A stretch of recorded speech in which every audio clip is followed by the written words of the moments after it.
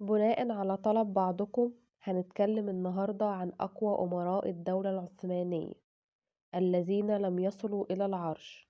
بس الأول نعمل اشتراك في القناة ونفعل الجرس، ولو عجبكم الفيديو نعمل لايك. في المرتبة الأولى الأمير مصطفى ابن السلطان سليمان القانوني من زوجته مهد فيران. كان يتمتع بنفوذ كبير في الدولة، فقد كان بمثابة سلطان آخر للدولة العثمانية. كان جميع من في الدولة يكنون له الحب والاحترام والتقدير: الوزراء، العلماء، عامة الشعب، جيوش الإنكشارية. لا أحد كان بإمكانه منازعته على العرش لولا المؤامرة التي وقع ضحية لها. فالأمير مصطفى لو كان يريد العرش لاعتلاه بدون أي مقاومة ولا مساعدة من شاه الصفويين، لكنه فضل الموت مخلصا لأبيه السلطان. في المرتبة الثانية الأمير بايزيد ابن السلطان سليمان القانوني والسلطانة هرم. صار على أبيه وأخيه بعد أن أعلنه السلطان وليا لعهده، حيث أنه بعد وفاة الأمير محمد والأمير مصطفى أصبح الشهزادة بايزيد أقوى أبناء السلطان سليمان، لكنه قرر إعطاء ولاية عهده لابنه سليم الثاني.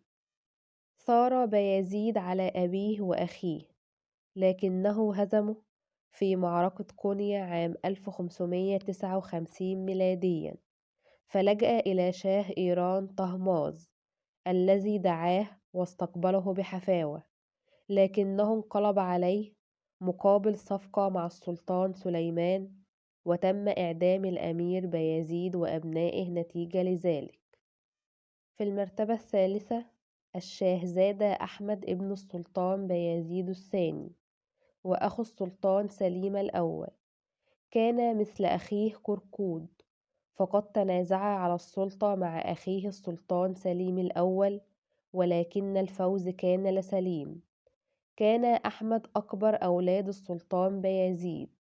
انتهز فرصة انتصاره في أحد الحروب وسار إلى اسطنبول مع جنوده ليستعرض قدرته العسكرية أمام أبيه وإخوته. عندما علم سليم الأول بذلك أعلن العصيان. ومن الجدير بالذكر أن السلطان بايزيد ووزيره الأعظم كانوا يؤيدون الأمير أحمد ليتولى العرش، لكن الإنكشارية ثاروا على ذلك وقالوا أنهم لم يرضوا بغير سليم سلطانا للدولة. وبعد صراعات وحروب كثيرة انتصر سليم الأول وتولى عرش الدولة العثمانية. في المرتبة الرابعة الأمير جيم ابن السلطان محمد الفاتح. فعندما بلغه خبر وفاة أبيه كان الأمير جيم في بروسا، استطاع أن يأخذ اعتراف الشعب به سلطانا على الدولة العثمانية في المناطق الخاضعة له. وبعد أن استتب له الأمر في بروسا وما حولها، أرسل إلى أخيه بايزيد يطلب منه الصلح وأن يقوموا بتقسيم الدولة العثمانية إلى قسمين: القسم الأوروبي لبايزيد والآسيوي له. لكن بايزيد رفض ذلك وأراد أن تبقى الدولة موحدة تحت سيطرته، وأعد جيش ضخم وسار به إلى بروسا وهاجمها. فهرب جيم سلطان إلى المماليك في مصر فرحبوا به وأكرموه. في المرتبة الخامسة الأمير سليمان ابن السلطان بايزيد الصاعقة. حيث أن بعد وفاة السلطان بايزيد وقع خلاف بين أبنائه الأربعة على من فيهم سيقوم باعتلاء العرش. فكان الشاهزادة سليمان هو الأكثر حظًا في خلافة والده.